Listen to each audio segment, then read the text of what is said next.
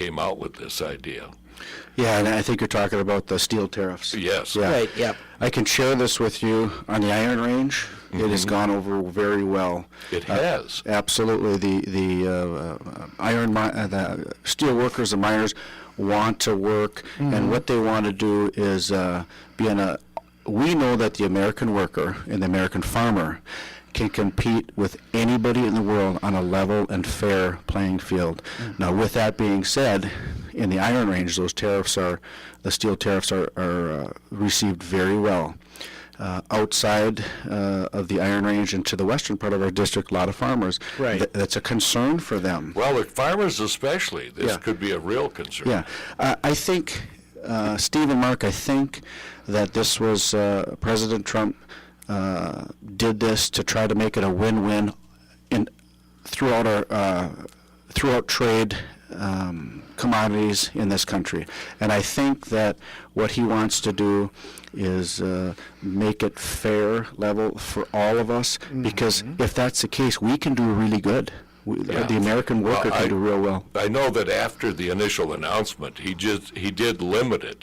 After that, I think Yes. one of them, the soybeans that were not allowed, Right. that were not in it, Right. and that sort of thing. So, Yeah, I think that's one of the things. My opinion, or from what I've been seeing, and is that I think it was more of a message than it was an actual economic,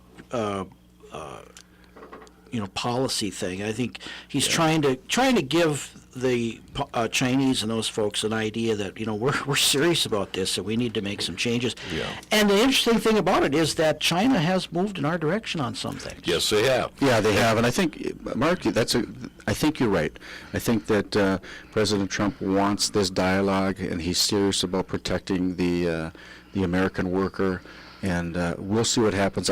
I believe in the end it'll be a win-win. Well, everybody talks about negotiations and that, Donald Trump he wrote the book, The Art of the Deal, and things like that. But one of the things I know about negotiations is that you always want to be, you can't go into the negotiation from a position of weakness. You need to have a position of strength. And I think he's trying to, and for many years, United States has allowed themselves to be put into a position Right. of weakness because because of our foreign relations, we want to be seen as the good guy. Well, nonsense. We've got, like you said, we can compete with anybody, just make it a level playing field, and I think that's what he's trying to do.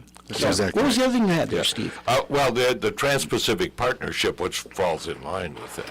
Well, again, it's just free and fair. Make Yeah. it free and fair across the board. And like I said, Steve, the American worker can compete with anybody in the world on a level playing field. Okay, we would be remiss if we did not mention the Middle East. What should we be doing over in that furnace? Yeah, with the Syria concerns, legitimate concerns. I And think Israel, there's real concerns about the safety of Israel right now. absolutely. Yeah. So I want to be able to support President Trump and our allies in what we're doing over there. The intelligence, they get the intelligence that we don't. As a candidate, I don't. So I believe that they're acting in the best interest of the United States and its allies. And, as far as Israel, they are our best democratic ally in the Middle East. We have to stand behind them. There's dictators in the Middle East that say they want to wipe Israel off the face of the earth. Right. Are you kidding me? They are our allies and they are our friends.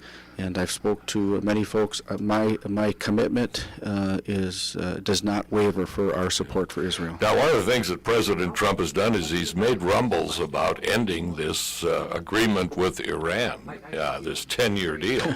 Yeah. So what's your feeling there? One of the reasons that I was not happy with Rick Nolan was he came to the district and said he'd never support something that didn't help our country.